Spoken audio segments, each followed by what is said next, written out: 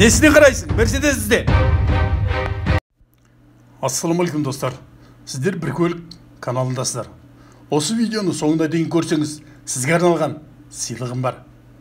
Сіз машина таңдап, қандай машина жайлы десеңіз, бюджетке қолайлы 94 жылы шыққан Мерседес автомобилін тестілеп беремін. Кемшілігі мен артықшылығын осы видеода айтып беретін боламын. Моторы 104 модель, көлемі 2.8, 3.2 болып келеді. Мерседесті идеальный етіп істеп алуға әбден мүмкін.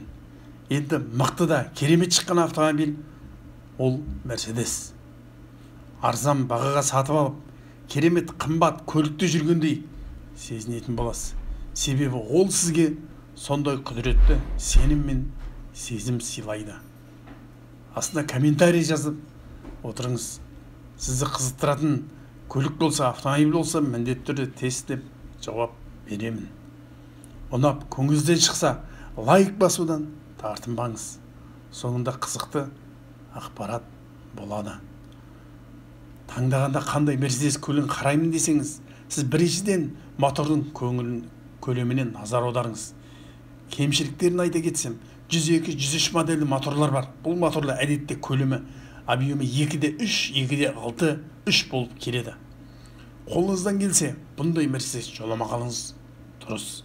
Себебі бұл моторларда квазитроник прыск инжектор орналасқан. Орыстар бұны геморрой деп айналып қашады. Қаланың ішінде 100 шақырымға 20-22 литр жанармай жейді. Бұл тіптен сізге қолайсыз болады. Есіктің замоктары кетуі мүмкін. Дворник істен шығуы ықтимал. Көздің кейбір жері шіруі мүмкін. Бұл бүкіл барлық Мерседесте жолығады. Артықшылығына келетін болсақ, ең жас шыққан номер 104 модельдің моторы 2.8, 3.2 көлемді моторлар. Әдейілеп өлтірмесеңіз бұл моторлар өздігінен өлмейді. Ал енді дизельді Мерседес болса, бұл Мерседесті қайрадан жинап алуға болады. Әр деталін бөлек-бөлек жинауға болады. Мысалы, фарасы сынған жағдайда әйнегін айырбастауға болады. Әр элементті айырбасталады. Ал қазіргі машинаны салыстырсаңыз, бұндай атымен жоқ оларда. Ал Мерседестер электроника деген атамаңыз, механикамен вакууммен істейтін техника. Коробкасында ми, орысша айтқанда мост дейді. Ондай атымен жоқ, түгелдей механикаландырған. Вакуумда модулятор арқылы жұмыс істейді. Вакуумдық модулятор арқылы жұмыс істейді. 500 000 километр ешқандай өңдеусіз жүріп шыға алады.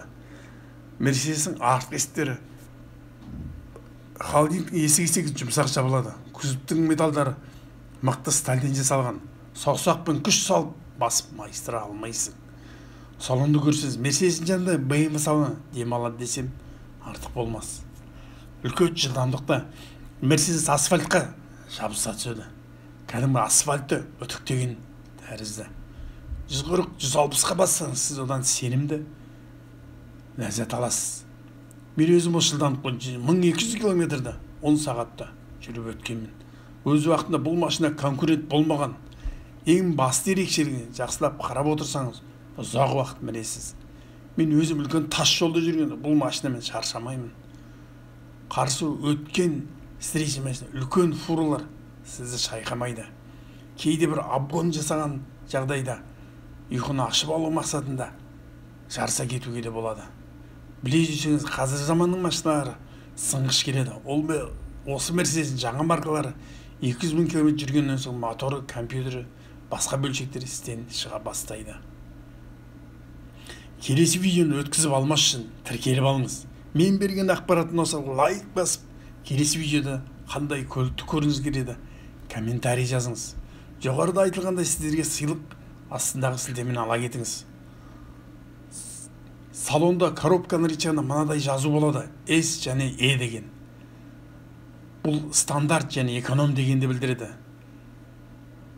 Біз оны спорт режимді ойлаймыз. Ол олай емес. Қорқасың ба, жасама. Жасап жатсың ба, қорықпа.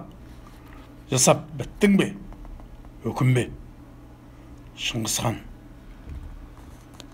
Хош сау болыңыздар, азаматтар. Амандықта жүздескенше.